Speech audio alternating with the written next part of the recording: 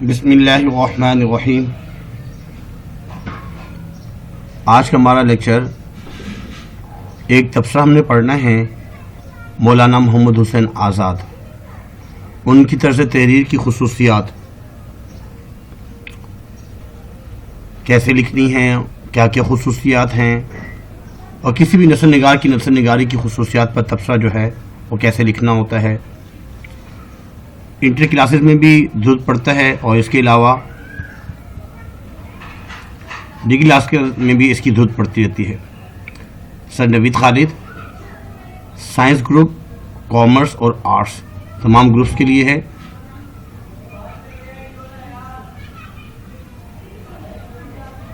سب سے پہلے ہمیں تعارف لکھنا ہوتا ہے ان کا، اس کے بعد یہ کچھ ہیڈنگس ہیں، ہیڈنگس یاد ہونی چاہیے۔ عبارت آرائی، تخیل کا رنگ، تمثیل نگاری اور مکالمہ، مثالوں کے ذریعے بات کو سمجھانا، تمثیل، مثال، مکالمہ، فن برائے فن، حکایتی اسلوب، حکایت کو بیان کرتے ہوئے نظر آتے ہیں، طنز و ظرافت کا عنصر بہت پایا جاتا ہے، مرکب نگاری، ایجاز و اختصار، مبالغہ آرائی سے بھی کام لیتے ہیں، اور ان کا لب و لہجہ، مختصر جملوں کو بیان کرتے ہیں، اور بیانیہ نثر، یہ ان کی جو ہے خصوصیات ہیں۔ اور ناقدین کی آراء میں کم سے کم 3 لکھنی ہوتی ہیں۔ ڈاکٹر محی الدین ان کے بارے میں کیا فرماتے ہیں، شبلی نعمانی کیا فرماتے ہیں، مہدی افادی ان کے بارے میں کیا فرما رہے ہیں، ان کی رائے کیا ہے، اور پروفیسر محمد حسین عسکری وہ کیا فرماتے ہیں ان کے بارے میں، رام بابو سسکینہ وہ کیا فرماتے ہیں۔ امید ہے کہ آپ نے میرا چینل سبسکرائب کیا ہوگا، اگر نہیں کیا برائے مہربانی سب سے پہلے سبسکرائب کیجئے، دوسرے نمبر پر اس کو لائک کیجئے، لائک والا بٹن جو ہے پہلے لائک کر دیجئے، اس کے بعد اگلی ویڈیو جو ہے اگلا لیکچر سنیے گا، اور بعد میں اس کو دوستوں کو شیئر بھی کیجئے تاکہ دوسرے لوگ بھی اس سے مستفید ہو سکیں۔ تعارف میں بہت ہی آسان ہے، کچھ پوائنٹس ہمیں پتہ ہونے چاہیے۔ مولانا محمد حسین آزاد دہلی میں پیدا ہوئے ہیں 1830 میں، اور ان کی وفات 1910 میں ہوئی۔ اردو زبان کے مشہور ادیب بھی ہیں اور شاعر بھی ہیں، اور ان کے والد صاحب کا نام مولوی محمد باقر، جنہوں نے 1837 میں دہلی سے پہلا اردو اخبار نکالا تھا۔ انہوں نے مولانا الطاف حسین حالی کے ساتھ مل کر لاہور میں جدید مشاعروں کی بنیاد ڈالی، اور عناصر خمسہ میں سے بھی شامل ہیں، اور یہ جو ہے گورنمنٹ کالج لاہور، اس میں عربی کی بھی پروفیسر ہے اور فارسی کی بھی۔ 1887 میں ملکہ وکٹوریہ کی جھوپڑی پر شمس العلماء کا ان کو خطاب دیا گیا۔ ان کی تصانیف میں نرنگ خیال، آب حیات بھی ہے ان کی کتاب، قصص الہند، نظم آزاد اور تذکرہ آزاد، یہ تمام چیزیں۔ اس کے بعد مولانا محمد حسین ایک تو جنا شاعر بھی ہیں، مؤرخ بھی ہیں، نقاد، تنقید نگار بھی ہیں، مضمون نگار بھی ہیں، لیکن جس چیز نے انہیں شہرت عام اور بقائے دوام بخشا ہے وہ ان کی طرز تحریر ہے۔ انہوں نے نثر میں شعری لوازمات کو سمو دیا، ان کی خوبصورت تشبیہوں، لطیف استعاروں اور مقطع اور مسجع عبارت، رنگین اور موسیقیت سے لبریز جملے، اور اس کے ساتھ ساتھ سادگی اور روانی، وہ صفات ہیں جنہوں نے آزاد کو اردو ادب میں ایک بلند اور ممتاز مقام دلایا۔ آزاد کا شمار اگرچہ سر سید گروپ یعنی اردو کے ارکان جو خمسہ ہیں ان میں ہوتا ہے، مگر ان کا اسلوب نگارش، تحریر کرنے کا جو اسلوب ہے اپنے ہم عصر ادیبوں سے سراسر مختلف اور منفرد ہے۔ ان کے سامنے قدیم اردو کا پرتکلف نمونہ بھی تھا، اور غالب اور سر سید کی سادگی اور بے تکلفی کی نثر بھی تھی، مگر بنی راہ پر چلنا انہوں نے اپنے لیے آر سمجھا اور دونوں راہوں کے سنگم سے ایک نئی راہ نکالی۔ چنانچہ ان کی تحریروں میں جہاں مقطع، مسجع اور رنگین عبارتیں نظر آتی ہیں، وہاں سادہ اور سلیس شکروں کی بھی کمی نہیں۔ الطاف حسین حالی جو ہے وہ فرماتے ہیں ان کے بارے میں، تاریخ اس کی جو پوچھے کوئی حالی، کہہ دو کہ ہوا خاتمہ اردو کے ادب کا۔ طرز تحریر کی خصوصیات، نمبر 1 جو ہے وہ ہے عبارت آرائی۔ مولانا محمود حسین آزاد نے نثر میں شاعری کی ہے اور اپنے دور کے سب سے بڑے مرصع کار ہیں۔ اس صفت میں کوئی دوسرا ان کا شریک نہیں۔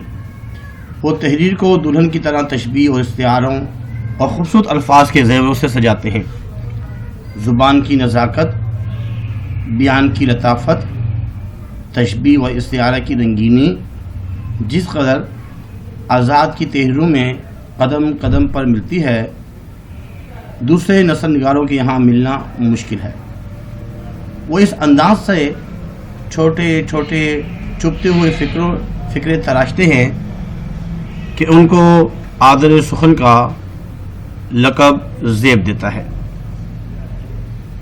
ان کے مضامین اورنگزیب کی فوجی تیاری اور سومناتھ کی فتح اور ان کی مرثع کاری کا منہ بولتا ثبوت ہے۔ رام بابو سسکینہ فرماتے ہیں کہ آزاد نثر میں شاعری کرتے ہیں۔ تخیل کا رنگ، آزاد کے اسلوب نگارش میں شاعرانہ تخیل، خیالات،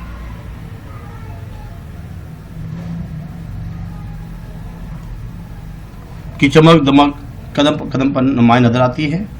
وہ اپنی تاریکی اور علمی کتابوں میں پڑھنے والوں کو اس طرح عالم تخیل کی سیر کراتے ہیں کہ پڑھنے والا اس رنگین فضا میں گم ہو کر رہ جاتا ہے اور اس کا جی چاہتا ہے کہ وہ سدا اسی رنگین فضا میں مصروف گلے گشت رہے۔ وہ تھکن یا اکتاہٹ کا نام نہیں لیتا۔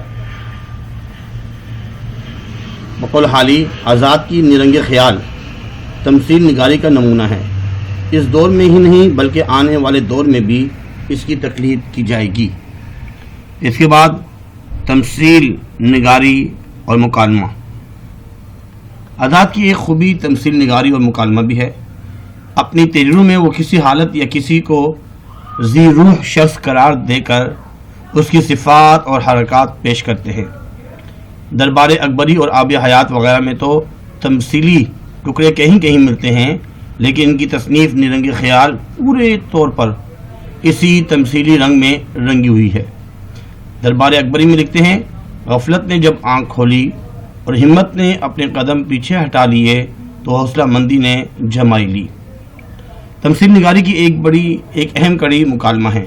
کبھی تو بے جان چیزیں مجسم ہو کر باتیں شروع کر دیتی ہیں اور کہیں وہ خود راوی بن کر فطرت سے محو تکلم نظر آتے ہیں۔ اس تمثیل نگاری اور مکالمے کی وجہ سے ان کی تحریروں میں ڈرامائی کیفیت پیدا ہو جاتی ہے۔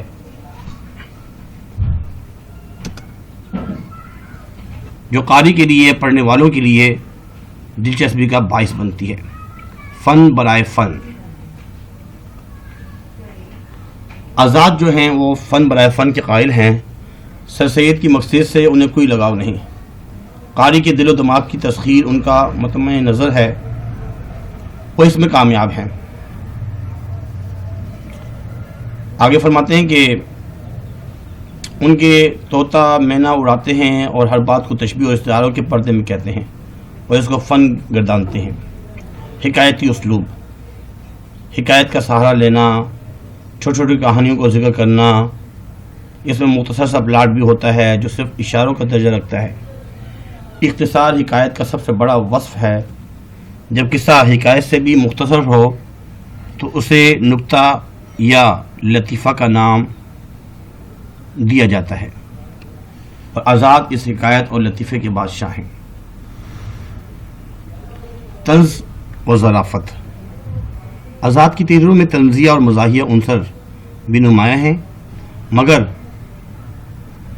آزاد ان طنز نگاروں میں سے ہیں جن کی تحریروں میں طنز کسی کو مجروح کرنے کا ذریعہ نہیں بنتا۔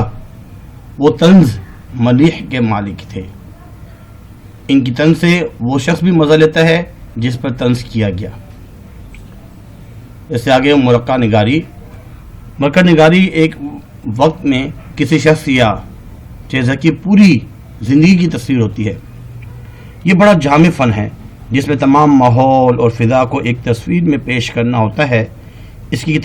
ان کی جو کتاب ہے آب حیات ہو یا دربار اکبری یا قصص ہند یا نیرنگ خیال، ہر ایک میں مرقع نگاری کے عمدہ نمونے ملتے ہیں۔ اپنی تصنیف نیرنگ خیال کے ایک مضمون شہرت عام اور بقائے دوام کا دربار کے ایک اقتباس میں سودا کے بارے میں لکھتے ہیں کہ ان میں ایک شخص دیکھا کہ جب بات کرتا تھا تو اس کے منہ سے رنگ رنگ پھول جھڑتے تھے۔ لوگ ساتھ ساتھ دامن پھیلاتے تھے، مگر بعض پھولوں میں کانٹے ایسے ہوتے تھے کہ لوگوں کے کپڑے پھٹے جاتے تھے۔ ایجاز و اختصار۔ آزاد ایجاز و اختصار کے قائل ہیں۔ وہ مختصر سے مختصر، اختصار مختصر کو بولتے ہیں، لفظوں اور فکروں میں بڑی سی بڑی بات کہنے پر قادر ہیں۔ آب حیات میں مختلف شاعروں کے کلام پر کیے گئے تبصرے ان کی تحریر کا نمایاں عکس اور ایجاز و اختصار کا منہ بولتا ثبوت ہے۔ انہوں نے چند لفظوں اور چند جملوں میں جو بات کہہ دی، اس کی تائید یا تردید میں نقادوں کو صفحوں کے صفحے سیاہ کرنا پڑے۔ مبالغہ آرائی، بات کو بڑھا چڑھا کے بیان کرنا۔ حکایت و لطیفہ سے دلچسپی اور تخیل سے وابستگی نے ان کی قلم کو مبالغہ آرائی کا راستہ دکھایا۔ انہوں نے تاریخ نویسی کرتے وقت بھی مبالغہ آرائی کی اور تنقید کرتے وقت بھی مبالغہ آرائی کی۔ اس کے بعد آگے جو ہے نا لب و لہجے کے بارے میں۔ لب و لہجہ۔ آزاد کے لہجے میں جذباتی اپیل پائی جاتی ہے۔ وہ رعایت لفظی اور روزمرہ محاورے، ادبی چٹکلوں اور لطیفوں سے اپنی تحریروں میں شگفتگی اور شوخی اور توانائی پیدا کرتے ہیں۔ بقول شاعر، بخشا ہے اس نے نثر میں ایک کیف نغمگی، رقصاں ہے لفظ لفظ ایک موج زندگی۔ مختصر جملے۔ مختصر اور خوبصورت جملے کا سہارا بھی لیا۔ ان کی تحریروں میں اگرچہ پھیلاؤ ہوتا ہے، مگر وہ چھوٹے چھوٹے حسین جملے استعمال کر کے قاری کو ذہنی تھکن سے بچا لیتے ہیں۔ علامہ شبلی نعمانی فرماتے ہیں کہ الفاظ کا انتخاب، لفظوں کی شیرینی، محاورات کی صحت اور جا بجا تشبیہات اور استعاروں کی گلکاری عبارت میں وہ حسن پیدا کر دیتی ہے کہ پڑھتے چلے جائیں اور سیری نہیں ہوتی۔ اس کے بعد بیانیہ نثر۔ مولانا آزاد بیانی نثر لکھتے ہیں۔ ان کے بیان میں حکایت کا دلچسپ انداز ہوتا ہے۔ وہ اپنے جادو بھرے اسلوب سے ذہنی طور پر قاری کے بہت قریب ہو جاتے ہیں۔ ان کا یہ بیانیہ انداز اس قدر لطیف اور رنگین اور مؤثر اور رواں ہے کہ قاری ایک ایک لفظ پر چٹخارے لیتا ہے۔ آب حیات ان کا بیانیہ نثر کا ایک عمدہ نمونہ ہے۔ ناقدین کیا رہا؟ ڈاکٹر محی الدین ان کے بارے میں فرماتے ہیں کہ آزاد خوشگوئی کے لیے پیدا ہوئے تھے اور خوشگوئی ان کی تحریروں میں قوس قزح کے رنگ سے رنگ بکھیرتی ہے۔ قوس قزح کے سے رنگ بکھیر دیتی ہے۔ ان کی تحریروں میں آبشاروں کا سا ترنم، کوثروں کا سا تکلم، چاندنی رات کا رنگین تبسم نظر آتا ہے۔ شبلی نعمانی فرماتے ہیں کہ آزاد اردو معلیٰ کا ہیرو ہے۔ وہ تحقیق کا مرد میدان نہیں، مگر دو چار گپیں بھی ہانک دیتا ہے تو وہی معلوم ہوتی ہے۔ مہدی آفادی ان کے بارے میں فرماتے ہیں، ان کی رائے یہ ہے کہ سر سید سے معقولات الگ کر لیجئے تو کچھ نہیں رہتے، نذیر بغیر مذہب کے لقمہ نہیں توڑتے۔ شبلی سے تاریخ لے لیجئے تو قریب قریب پورے رہ جائے۔ حالی بھی جہاں تک نثر کا تعلق ہے سوانح نگاری کے ساتھ چل سکتے ہیں، لیکن آقائے اردو مولانا محمود حسین آزاد صرف ایک ایسے انشاء پرداز ہیں جن کو کسی سہارے کی ضرورت نہیں۔ پروفیسر محمود حسین فرماتے ہیں آزاد اپنے معاصرین، اپنے ہم عصروں میں ایک ایسا بزرگ ہے جو ایک حقیقی ادیب تھے۔ ان کے معاصرین ادب کو کسی خاص مقصد کے لیے استعمال کرتے تھے اور ان کی ادیبانہ حیثیت قانونی تھی۔ آزاد کے ہاں شان و شوکت کے الفاظ، خوشنما تراکیب کا حسن و جمال، قافیہ کا امتزاج، تشبیہات و استعارات کا دلکش انتخاب اور تخیل کی عجوبہ کاریاں اس حقیقت کی طرف واضح اشارہ کرتی ہیں کہ آزاد فن کو ہر چیز پر فوقیت دیتے ہیں۔ آخر میں رام بابو سسکینہ فرماتے ہیں کہ آزاد کی نثر میں بھاشا کی سادگی، انگریزی کی صاف گوئی اور فارسی کا حسن موجود ہے۔ امید کرتے ہیں کہ آج کا لیکچر آپ کو سمجھ میں آیا ہوگا۔ لازمی دوستوں سے شیئر کیجیے۔ آج کے لیے اتنا ہی کافی ہے۔ اپنا خیال رکھیے گا۔ اللہ حافظ۔ وما علینا الا البلاغ المبین۔ جزاکم اللہ خیر فاحسن الجزاء۔